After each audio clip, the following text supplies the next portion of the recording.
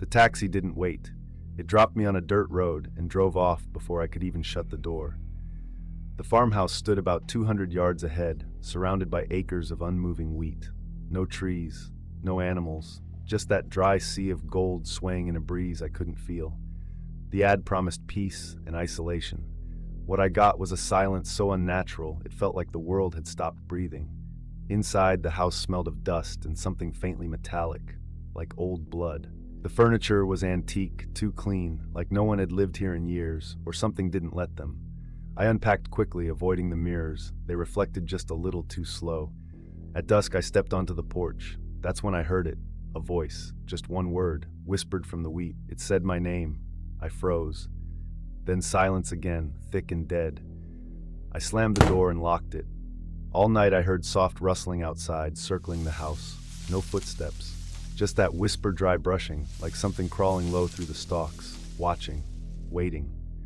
At 2:13 a.m. I woke to a scratching sound. Not from a door, not a window, inside, from beneath my bed.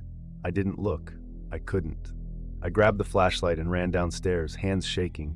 The kitchen light was flickering. On the floor, a trail of muddy handprints, small, childlike, leading to the basement door, which was wide open. Then I heard breathing. From the dark below, wet, gurgling, excited. I slammed the door, shoved a chair under the handle, and ran to grab my phone. It was sitting on the windowsill. Next to it, my sock, the one I hadn't seen since unpacking. It was soaked through with something black. I didn't think. I just ran out the front door, barefoot into the field, and the wheat closed behind me, not blowing, not swaying, moving, crawling, as if 1,000 arms were parting it just ahead of me, whispering, soft and eager, calling my name again. That's when I saw them. Faces. Dozens of them. Pale and stretched just below the wheat tops. Eyes wide, mouths silently screaming.